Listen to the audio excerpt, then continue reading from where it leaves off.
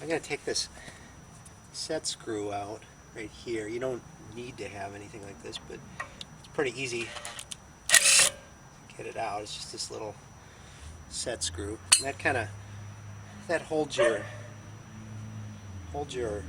rotor on so that it doesn't spin when you're trying to change a tire or whatever. This is just, the rotor itself is held on mostly by the lug nuts. Set screw just keeps it from turning. As you can see, you can't get it out quite because this, I guess it's like a carrier for the brake pads, gets in the way. So got to loosen those up, and this is the thing that takes the E18 bolt, and I'll show you a picture of that. Again, it would be better to have a, does this one fit? Yeah. It'd be better to have a ratchet socket that fit in there, although this thing fits okay. Like I said, there's a lot of torque on that bolt, so I'm gonna, there's no way I could do it. Make sure you go the right way. It's up. Yeah. So there's no way I could do it like that. Make sure this is really on there solid so you don't strip that out. Hook my other wrench on here. And kind of put my knee under it and kind of pull it up. And that's a lot of pressure. And then it's also covered with Loctite, so it doesn't really loosen up a whole lot even when it's loose. So it's kind of a pain in the butt to get it off, because it just doesn't get easy. There's two of them, so there's another one down here. Again, putting my knee under here. Try to keep your hands out of the way in case it suddenly lets loose.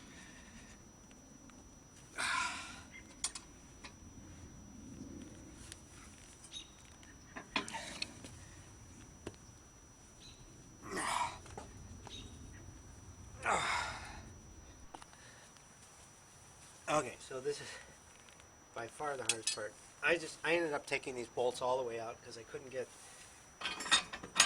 See, still can't get it up. You see, they got covered with Loctite. It wouldn't be a bad idea to put more Loctite on there before you put them on, but that might be enough. There. Okay. So you get your old rotor off. Okay. I think it's really important you don't. This is the new disc, the rotor. You don't want to get any grease, WD, like I did, on the back. Okay, that's going to go on there.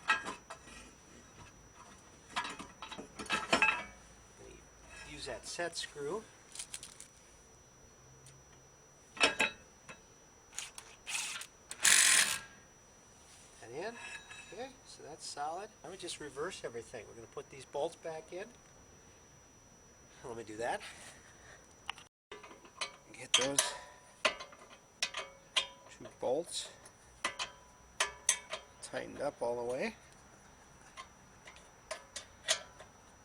Alright, and I'm going to use my great big extension again. Let me back up here. And you really want to make sure your wrench has a good grip before you torque it too much.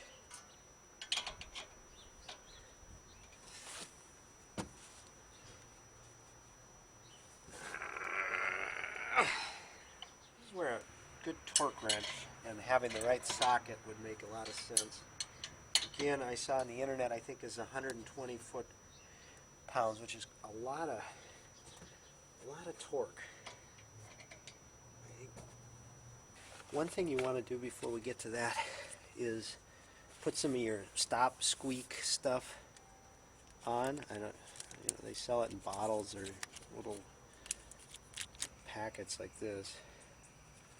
And I'm pretty sure you don't need to put this on the whole brake pad. Probably just the part where it touches the caliper, but what the hell.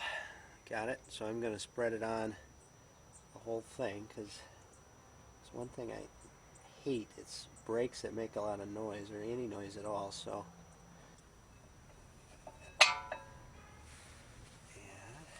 this one goes on the back. Now, caliper, which we already squished together, all the way ought to fit right over that. I squished it back far enough. There, it did. You take your pins, put them in from the back, one side at a time, well, obviously.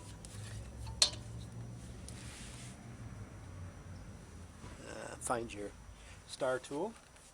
Okay, so you get those tight. And I'm just going to put a little bit of torque on them, like that.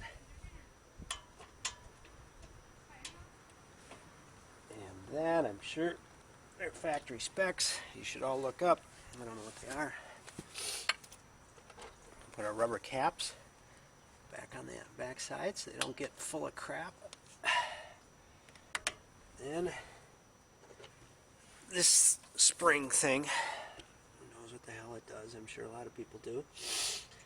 But I think there's a special tool you can buy for this. But I have found that just horsing it on with a screwdriver works too. So more or less just have to force it on like that. That one was a lot easier. The other side. You're going to want to go pump the brake pedal just a little bit, and that'll compress this side down to where it's supposed to be. So I'm going to go do that.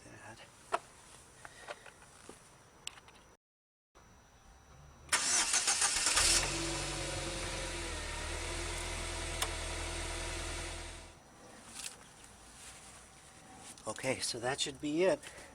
You're going to want to use these brakes kind of gradually to get these pads broken in.